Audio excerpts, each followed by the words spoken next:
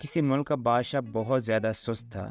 وہ اتنا سست تھا کہ کسی قسم کا کوئی کام نہیں کرتا تھا، صرف یہ کہ اپنے مشیروں اور وزیروں کے ساتھ موروں کے پنکھوں کے ساتھ ہوا لے کے پڑا رہتا تھا، سارا دن پڑا رہتا تھا۔ ایک دن اس نے سوچا کہ مجھے اب شادی کر لینی چاہیے۔ تو اس نے کہا کہ اپنے سارے وزیر مشیروں کو اکٹھا کیا اور کہا کہ مجھے ایسی عورت چاہیے، ایسی لڑکی چاہیے شادی کے لیے جس کی 4 ٹانگیں ہوں، 4 بازو ہوں، وہ زمین پہ بھی آسانی سے چل سکے اور ہوا پہ بھی اڑ سکے، جس کی شکل انسانوں سی ہو لیکن وہ انسان نہ۔ اب وزیر مشیر اسی کی طرح کے بیوقوف تھے، وہ بھی نکل پڑے اس طرح کی عورت ڈھونڈنے کے لیے۔ پورا جہان چھان مارا لیکن اس طرح کی کوئی عورت کہیں نہ ملے۔ پھر واپس آ رہے تھے تو وہاں پر ایک عقل مند آدمی ان کو ملا، بوڑھا ملا۔ تو انہوں نے ساری شرطیں بتائی کہ اس طرح کی بات ہے، ہم تو بڑے پریشان ہیں، واپسی پہ پتہ نہیں بادشاہ ہمارے ساتھ کیا کرے گا۔ تو اس نے کہا یہ تو سمپل سی بات ہے، یہ ساری شرطیں جو ہیں یہ تو بندریوں میں پائی جاتی ہیں، تم بندریاں لے جاؤ۔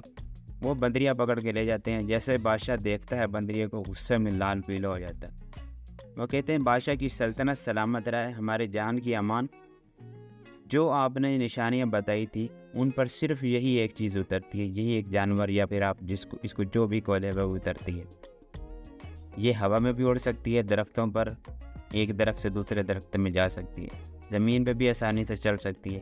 اس کی شکل انسانوں سے ملتی جلتی ہے لیکن انسانوں جیسی نہیں ہے۔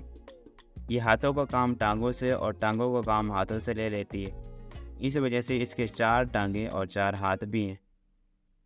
تو بادشاہ وہاں پر لاجواب ہو گیا، کیا اس نے شادی کرنی تھی بندریا سے؟ بادشاہ تو وہاں سے چلا گیا، لیکن لوگ بادشاہ کی غیر موجودگی میں ہمیشہ بندریا کو بادشاہ کی ملکہ پکارتے تھے اور اس بادشاہ کو بندریا کا شور کہتے تھے۔